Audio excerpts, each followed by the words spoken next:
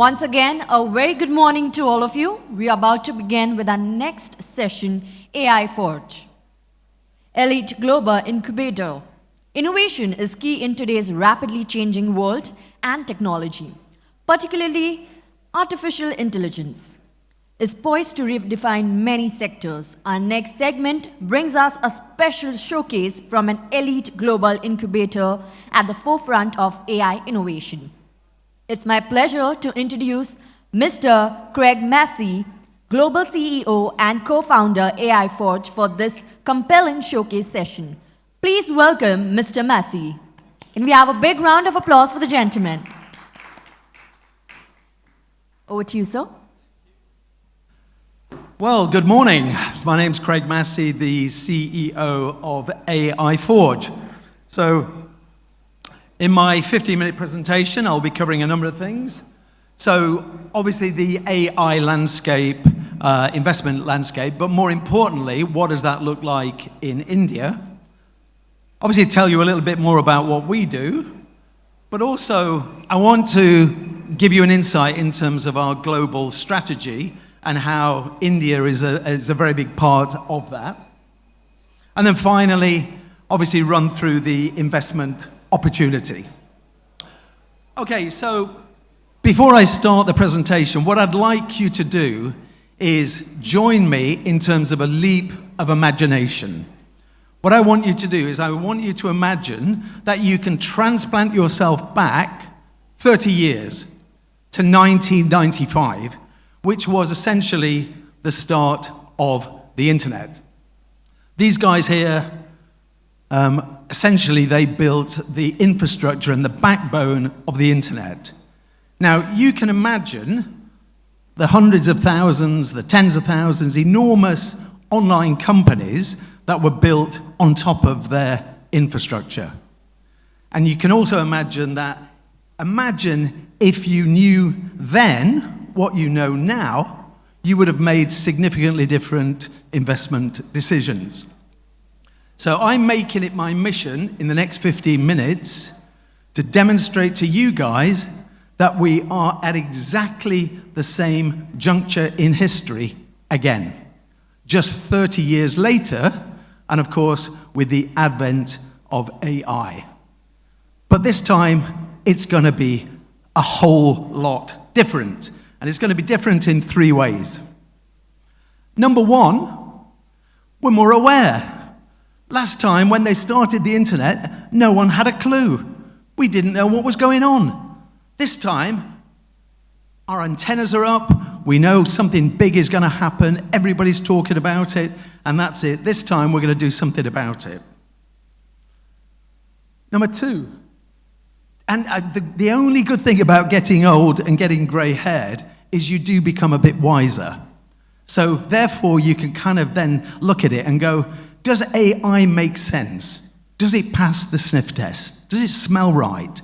Or is it a bit of a hyperbole bubble, a bit like blockchain? And I would imagine that most people think AI is very sensible. And the third and most important thing is this time we are not going to miss the boat. Because I don't know about you, but I missed the boat last time. I made loads of bad decisions, and I regret it and kick myself ever since. This time, we don't need to do that. But don't take my word for it. Those rather bright chaps at McKinsey, believe it or not, they are forecasting that 75% of the NASDAQ, S&P 500, and the Fortune 500 will be completely replaced. By when? By 2030. In just 5 years, they are forecasting that 75% of unknown companies today will be in the Fortune 500. And what's great for India is you guys are going to be right in the middle of everything. And let me explain why. So it is kind of a magical confluence of 6 different factors that means that you guys can benefit from AI better than almost any other country on this planet. And why? First of all, you've got a lot of very smart guys. You've got fantastic universities. You've got kind of great AI courses. You've always been historically really good at maths and physics and software engineering. So what we do is we partner with the top 5 universities in the UK, which is obviously Oxford, Cambridge, Imperial, UCL, and King's. And we do kind of like spin-outs, PhDs, etc. What we have discovered is PhDs are utterly hopeless at commercializing their proposition.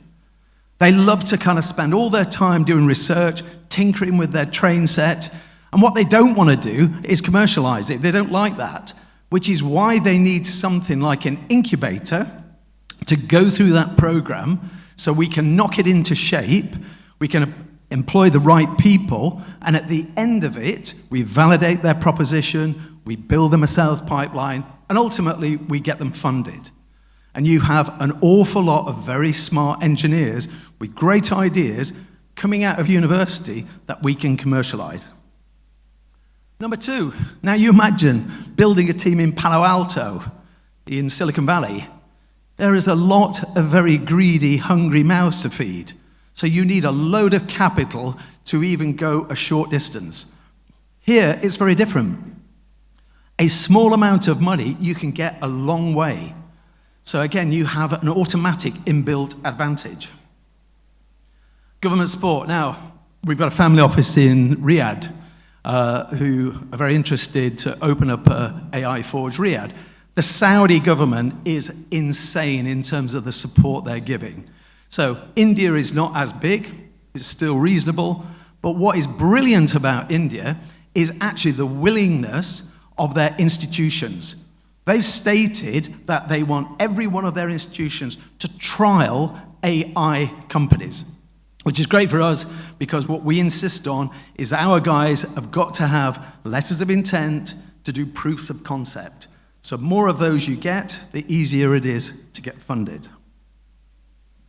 How about this? Data creation. 1.4 billion data points. I mean, AI works magnificently on huge scale. And you guys are generating huge amounts of data. You have 700 million smartphones, second only, highest compared to China. So you're generating, so it's a natural fit for AI. How about this? So your chaotic complexity is now a strength because, you've got lots of different languages, it's quite fragmented, it's quite complicated and difficult. That's perfect because if we can make something work here, then it's absolutely poised to take that global for those guys to become unicorns. Did I mention unicorns? You've created 110 unicorns already. And what everybody is stating is that the next 100 unicorns are likely to be AI first, and they're likely to happen in the next 5 to 10 years.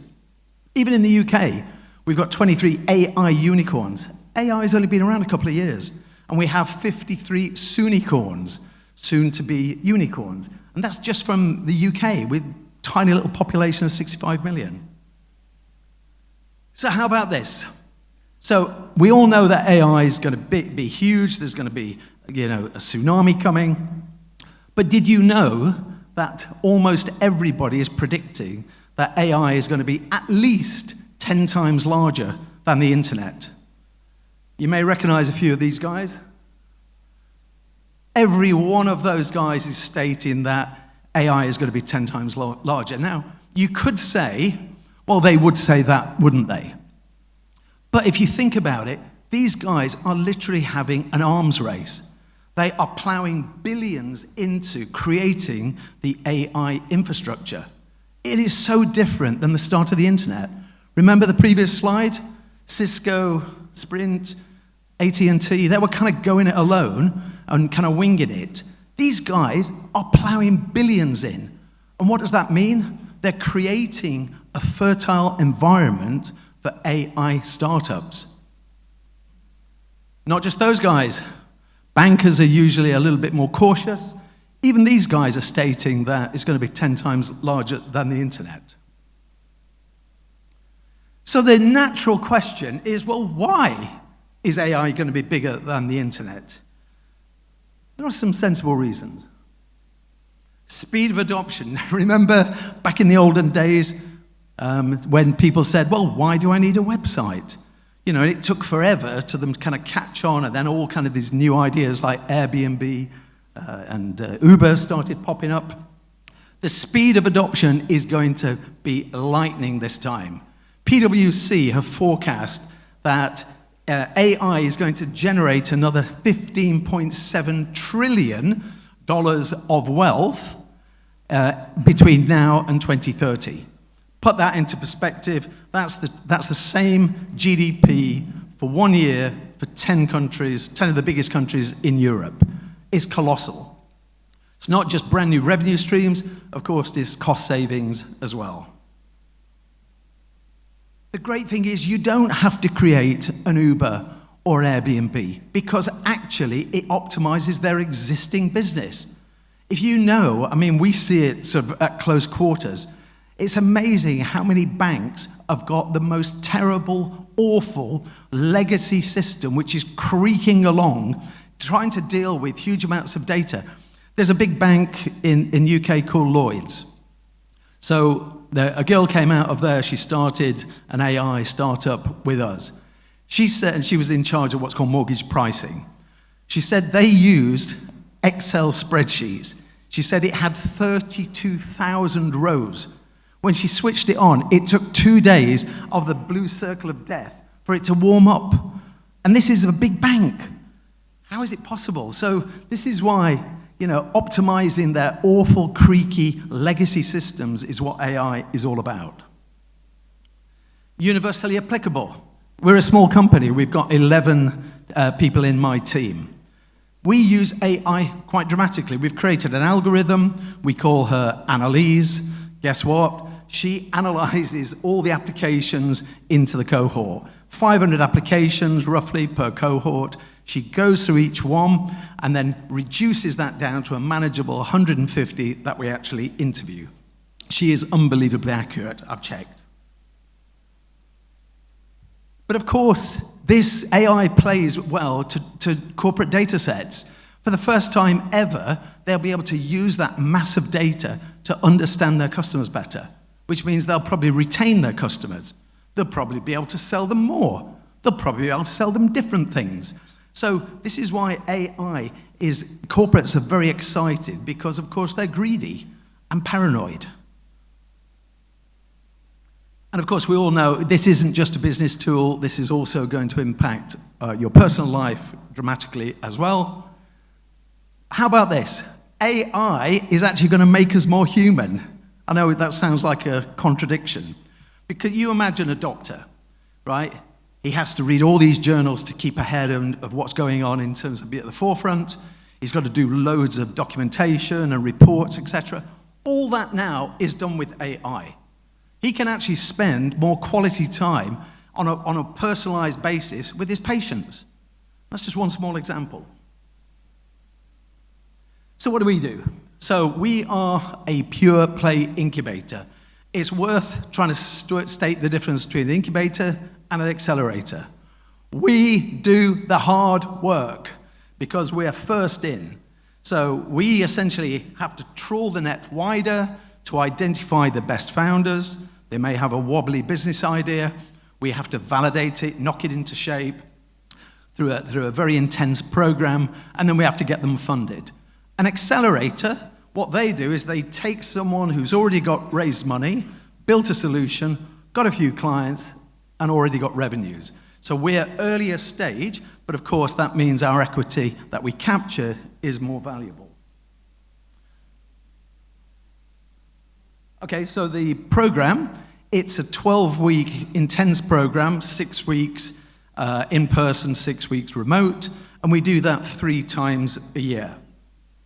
So, as I mentioned, we start with 500. It's a very brutal program. We take no prisoners. We chop all the way through, and we start with 500. Only 17 companies actually present during Investor Week. We have 2 big events, 300 investors, and we get 70% of those funded. So our target per cohort is 12 companies. So over the year, that's 36 companies. And for that, we capture 6% equity in their business. This is what we did last year. This was our first year's trading in London. We raised money for 28 companies. Our average raise was 277,000. Our average valuation was 2 million. And we've actually got 3 more coming through the pipeline, so actually 31 is probably more accurate. Let me tell you why we're different than everybody else, because we actually put human beings into the program. Seasoned, exited entrepreneurs. What does that mean? We don't take any nonsense. We give them tough love. We're not afraid to call the baby ugly. We put them through hell. We do stress tests. We have to validate their business. Does it make sense? And then we create the proof of concept. But here's the kicker. They cannot present on Investor Week unless they have at least 4 letters of intent from corporates saying that once you've built something, get us on the wait list because we want to pilot it. So proof of concept. They have to have a minimum 4. Very often they have like 12 to 16. And it's the very best way to actually de-risk things from an investor's perspective. Through the program that we do 110 activities. Now bear in mind, we live by the sword, we die by the sword, we're very brutal. So therefore, you would expect that when they give us feedback on each one of these activities, they're also ruthless as well, which they are. Despite that, over 5 cohorts, our average success ratio is 9.2 out of 10. So they absolutely see the value exchange that we're providing. I don't know if you've heard of any of these companies. Look at that, Y Combinator is worth 600 billion. This business is ridiculously lucrative. And what I've done is I've gone through all their kind of track record over the last 10 years, and essentially, everybody who goes through one of their programs, these are all accelerators, is 18% finally exit. Doesn't tell the entire story because 20% are still alive during the 10-year, sorry, they have a 10-year funding exit life cycle. That's how they measure things. So there are still 20% alive but haven't sold within those 10 years. But you can see it's a ridiculously wealthy and valuable business once you actually get going. So our target is 36 companies funded per year, 18% ultimately sell in the 10 years, which is 7 companies. That creates value of £13 million into the entity. So why is this good for family offices? So first of all, clearly it's de-risked because it's, you're spreading the risk diffused across lots and lots and lots of startups. So you're not putting all your eggs in one basket. It's ridiculously capital efficient. Because we're first in and because we get the first equity, it's not like coming in later and putting money in there. It's diversified. So the 28 we got funded was actually from 41 companies that graduated the program. And from those 41 companies, we actually had 29 different industry verticals. So we're pretty agnostic. Doesn't really matter. How about this? This is why the VCs are terrified of AI. Because companies are getting to revenues faster. And if they get to revenues faster, there is less reliance on doing equity funding. They could do debt. So fewer funding rounds, of course, what does that mean? Less dilution. And because we're first in, it means that the equity we have, less diluted, and it's obviously more valuable. So we've now got to the stage where 2.5 years in, we have digitized everything. This is quite a complex business. There's a lot of moving parts. Essentially, we are the glue that pulls together all the various different ecosystems. So, we go out to the universities, we get the spin-outs from there, we reach out to the startup community, we try to get them patched up with, meet your co-founder. We have to build a big pool of mentors. We obviously have to reach out to corporates. And of course, ultimately, we have to build the investment community. and make sure that our guys are funded. So there's a lot of activity there. For each one of those activities, we've codified that and digitized that. So that this is a tiny little fraction of what we've done that. What does that mean? That means finally, after 2.5 years, we're now in a position where we can kind of globalize. So we are looking to create a global group where we are opening up AI Forges in different cities around the world. The plan is we're going to have 10 by 2030.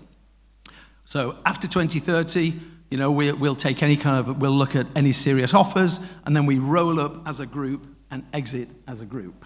But here's our plan in terms of, so India, it could be Mumbai, Hyderabad, or Bangalore. Our background, actually, we had a blockchain incubator. We started Block Dojo. We got bought out in cohort 4. That's still around. They're doing cohort 12. We were responsible for 24% of all blockchain startups in the UK. The management team have achieved 10 exits, 6 for multi-billions. So we do understand how to start a company, how to scale a company, and more importantly, how to exit a company as well. So finally, in terms of family offices, we are looking to partner with one family office in each of those countries, and that partner would provide funding, but in 2 tranches. They would secure 75% of the business and 1.3 million first year, but second year, only when we've hit the milestones is there an automatic drawdown. We're doing a liquidity preference, so you get your money out first. Now, we just purely based on the results of our competitors in the previous 10 years, this doesn't account for maybe a crazy number of unicorns coming out of India. The expectation, just purely based on their metrics, is that 2.5 million, you get that back, but then you get a 45 million bump as well. And like I say, we will take any serious offers. The interesting thing is, being part of a global group, inevitably you always get a much higher valuation multiple than if you were trying to sell your own independent company in one territory. Why? Because you're playing in the big league. You know, there's loads of companies, they've got a war chest, they want to buy their way to the front, they kind of don't mind about the price, they just want things to shift their share price. So in 5 years' time, we're going to look at any serious offer. So if that floats anybody's boat, then I'm here today and tomorrow. So please come and see me. I've got a little stand out there, and that's it. Thank you very much.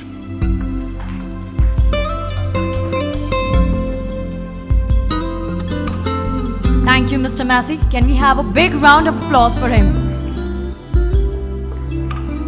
Thank you so much for showing us into the future of AI and showcasing your exceptional platform. All right, we had a power-packed start to the summit. Moving forward, before we start our next session, I request everyone to please keep tweeting and posting on your social media. Do not forget to use the hashtag and also visit the Equalify booth outside so that you can be the lucky draw winner today.